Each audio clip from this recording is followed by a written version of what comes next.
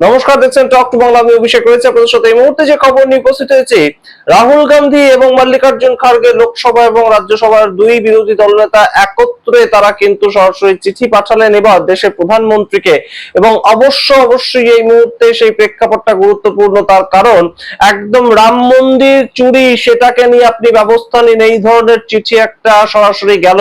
এবং সেটা কিন্তু এই মুহূর্তে একদম বোঝা যাচ্ছে যেটা সংসদ শুরুর আগে একটা ব্রহ্মাস্ত্র, যে আমরা আপনাকে চিঠি পর্যন্ত লিখেছি, আপনি কি ব্যবস্থা নিয়েছেন সংসদে দাঁড়িয়ে বলুন। এই বিষয়টা কিন্তু এবার উত্থাপিত হতে চলেছে। এবং চিঠির ডেটটা যদি আপনারা লক্ষ্য করেন, 18 তারিখ সেই চিঠিটা লেখা হয়েছে। একদম লেটার হেডে রাহুল গান্ধীর নাম রয়েছে, মল্লিকার্জুন খাড়গে রয়েছে, দুজনের নাম, এবং নিচে দুজনের সইও করেছেন। সরাসরি আপনাদেরকে চিঠিতে নিয়ে যাচ্ছি যে কি লেখা ঠিক হয়েছে এই চিঠিতে। এবং গুরুত্বপূর্ণ প্রেক্ষাপট আপনারা বুঝতে পারছেন যে এই মুহূর্তে অনেকগুলো ইস্যু রয়েছে বিরোধীদের হাতে। একদম শাসক পক্ষকে ঘিরে ফেলার মতন, ধর্মেন্দ্র প্রধানের ইস্তফা, সোনম ওয়াংচুককে জোর করে নিয়ে যাওয়া, কিন্তু তার মধ্যেও রাম মন্দির ইস্যুটা যে কোনোভাবেই অতলে তলিয়ে যাচ্ছে না, সেটা কোথাও গিয়ে কিন্তু রাহুল গান্ধী আরো একবার মনে করিয়ে দিচ্ছেন, একদম চিঠির মাধ্যমে, ডকুমেন্টেড, অফিসিয়াল ডকুমেন্টের মাধ্যমে।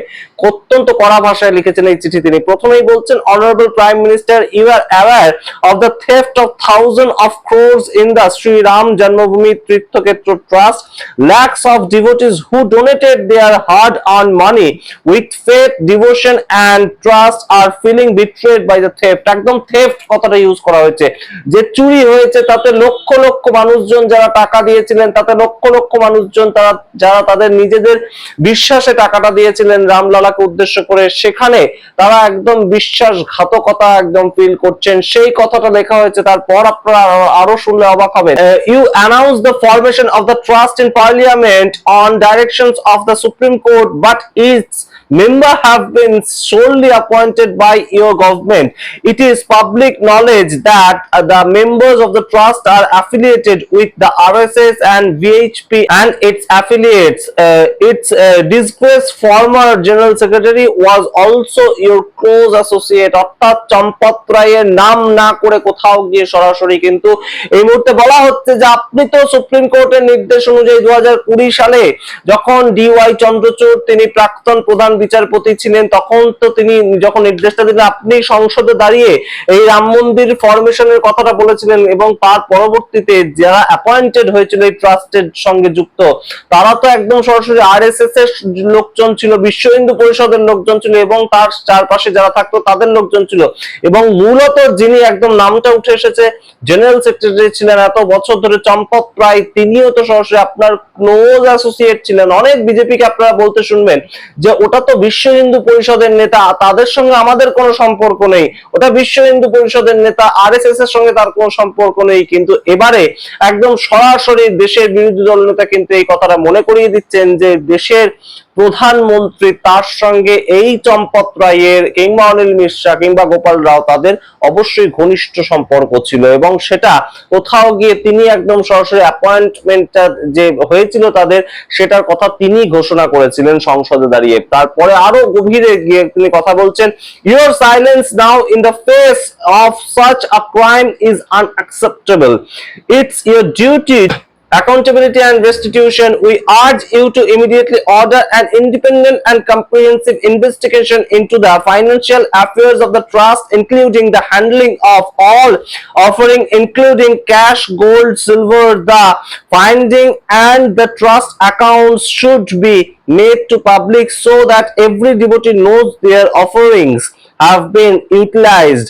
All those found responsible must be held accountable irrespective of position or influence. The credibility of your government and the trust rest on how transparently and swiftly you act. The people of India are watching. Jai Hind.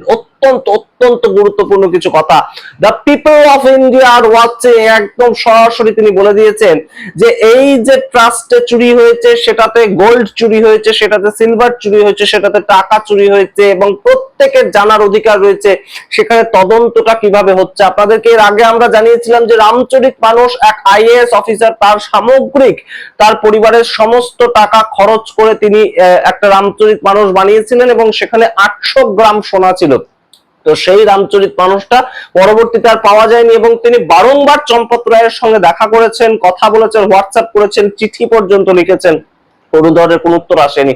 এর আগে আমরা দেখতে পেয়েছিলাম সোনার যে বিস্কুটের মতন একদম সোনার বার দেওয়া হয়েছিল, সেখানে রাম রাম লেখা ছিল, কিন্তু সেই সিন্ধ সমাজ তাদের পক্ষ থেকেও বলা হয়েছে যে সেই সোনার বিস্কুট পাওয়া যায়নি। তো এই যে অ্যাকাউন্টেবিলিটি, এগুলো কোথায় গেল, সেগুলোর উত্তর কে দেবে? এই ধরনের একটা সঠিক একদম ইন্ডিপেন্ডেন্ট তদন্ত হোক, এবং সেটাই কিন্তু এই মুহূর্তে সারা ভারতবর্ষ চাইছে। এবং লাস্ট লাইনটা অত্যন্ত গুরুত্বপূর্ণ, the people of India are watching, একদম সঠিক কথা। দেশের মানুষ তো তাকিয়ে রয়েছে সেদিকে, অবশ্যই এই মুহূর্তে কোথা থেকে চুরি হলো এত, এবং সেই চুরির ঠিক কোন দিকে কিনারা হবে। বোঝাই যাচ্ছে এই মুহূর্তে যে সংসদ শুরুর আগে এরকম একটা ব্রহ্মাস্ত্র একদম অফিসিয়ালি দুজন বিরোধী দল নেতা যখন একদম চিঠি লিখে সেটাকে আপলোড করেন, সেটাকে অফিসিয়ালি দেশে প্রাইম মিনিস্টারের কাছে পাঠান, সেটা নিয়ে তো চর্চা হবে এই মুহূর্তে। এবং অবশ্যই এই সামগ্রিক বিষয়টা কিন্তু এইখান থেকে একটা গুরুত্বপূর্ণ জায়গা তো আপনাদের বলে রাখি যে আগামীকাল সংসদ শুরু হচ্ছে, যেমন অখিলেশ যাদব উত্তরপ্রদেশ থেকে কিন্তু তারা বিশাল র্যালি বের করছেন, সেখানেও কিন্তু এই রাম মন্দিরের চুরি সেই ইস্যুটাকে নিয়ে একদম সরাসরি তৈরি হবে। এবং অবশ্যই আপনারা কালকে আমাদের ইউটিউব চ্যানেলে সারাদিন নজর রাখবেন, বিভিন্ন ধরনের খবর কালকে উঠে আসবে, একদম বৈচিত্র্যপূর্ণ কালকের দিনটা। তার কারণ সংসদ চলো, যেমন সোনাম ওয়াংচুক ককরোচ জনতা পার্টি তাদের ডাক একটা, সেখানে আমরা দেখবো যে সোনাম ওয়াংচুক তিনি হসপিটাল থেকে আসেন কিনা, তিনি এখনো পর্যন্ত আমরা জানি যে অনশনে রয়েছেন, তিনি নুন জল ছাড়া সেখানেও কিছু খাচ্ছে না হসপিটালে। ঠিক তেমন ভাবে বারংবার আমরা দেখতে পেয়েছি যে একদম বিরোধী রাজনীতি যারা করেন, বিরোধী নেতা, তাদেরকেও কিন্তু এই যে আন্দোলনটা, এই যে সোনাম ওয়াংচুকের আন্দোলন, সেটা কিন্তু একটা বড় সড়ো পরিসর দিচ্ছে। রাহুল গান্ধী এর আগেই এটাকে নিয়ে বক্তব্য রেখেছেন যে সোনাম ওয়াংচুকের যে তুলে নিয়ে যাওয়া হয়েছে সেটা কখনোই সঠিক নয়, সেই পদ্ধতিটা সঠিক নয়, সেটা অহিংসার পদ্ধতি, সেটা অসত্যের পদ্ধতি, এগুলো তিনি বলেছেন। এবং তার পরবর্তীতে রাম মন্দিরের ইস্যুটাকে যেভাবে সরকারকে একদম ঘেরার চেষ্টা করলেন রাহুল গান্ধী দেশের বিরোধী দলনেতা হিসেবে, অবশ্যই একটা বিরোধী রাজনীতির বড় সড়ো একটা চ্যাপ্টার কিন্তু আগামী 20 জুলাই অর্থাৎ কাল থেকে নতুন ভাবে শুরু হতে চলেছে। এবং সেই জায়গাটা এই মুহূর্তে আরো দৃঢ়ভাবে একদম পরিষ্কার হয়ে গেল। রাম মন্দির জন্মভূমিতে যে একদম চুরি হয়েছে এবং সেটাকে নিয়ে কোনো তদন্তই কেউ করছে না, তাদের কোনো প্রশ্নই কেউ করছে না, এখনো পর্যন্ত চম্পত রায় তার নাম কোনো এফআইআর এ নেই, সেগুলো নিয়ে কিন্তু একদম সরাসরি প্রশ্ন উঠছে। এবং দেশের বিরোধী রাজনীতিটা এই মুহূর্তে কোথাও গিয়ে আবারও একদম রুল করার মতন পজিশনে কিন্তু চলে এসেছে। আপনারা বোঝার চেষ্টা করুন যে গত 3 মাস ধরে কিন্তু একদম সরাসরি বিদেশের যে সরকার, তারা কোথাও গিয়ে খুব একটা আনন্দ করতে পারছে না। বাংলায় তাদের এত বছরের অপেক্ষার পর একটা জয় এলো, কিন্তু তার পরবর্তীতেও তাদের কিন্তু সেই যে আনন্দ করার বিষয়টা, তাদের যে সেই একটা প্রচন্ড উৎফুল্ল থাকার বিষয়টা, সেটা থাকছে না। এবং সেখান থেকে কিন্তু উঠছে বড় প্রশ্ন যে এই মুহূর্তে ভারতীয় জনতা পার্টির সরকার যেভাবে টলমল করছে, আগামী বছরের উত্তরপ্রদেশের ভোট সেটা ঠিক কোন দিকে যেতে চলেছে। একদম সরাসরি উত্তরপ্রদেশের ভোট এইটাই তো স্থির করে যে 2029-এর রাজনীতি কোন দিকে গড়াবে। এবং উত্তরপ্রদেশের ভোটের আগে যেভাবে সংসদ শুরু হচ্ছে, বাদল অধিবেশন শুরু হচ্ছে, সেখানে যেভাবে একদম সাধারণ মানুষের একটা প্রোটেস্ট যেমন হচ্ছে ককরোচ জনতা পার্টির দ্বারা পরিচালিত, আমরা দেখতে পাচ্ছি যে সংসদ চলো, সেটা যেমন একটা বড়সড় ফ্যাক্টর। রাহুল গান্ধী দেশের বিরোধী দলনেতা হিসেবে তিনিও কিন্তু এই বিষয়টাকে যেমন সংসদে তুলবেন, সেটাও বোঝা গেছে, তার একদম সলিটারি তিনি দেখিয়েছেন সোনাম ওয়াংচুকের প্রতি। কিন্তু তার থেকেও বড় ইস্যু এই রাম মন্দিরের ইস্যুটা। সমস্তটা মিলিয়ে ব্যাকফুটে বিজেপি, ব্যাকফুটে মোদী সরকার, সম্পূর্ণটা রাখবো আপনাদের সামনে। অবশ্যই আপনারা নজর রাখুন আগামীকাল সারাদিন এবং তার পরবর্তীতে যতদিন সংসদ চলবে। বাদল অধিবেশনটা অত্যন্ত গুরুত্বপূর্ণ, ইভেন্টফুল একটা বাদল অধিবেশন আগামীকাল থেকে শুরু হতে যাচ্ছে।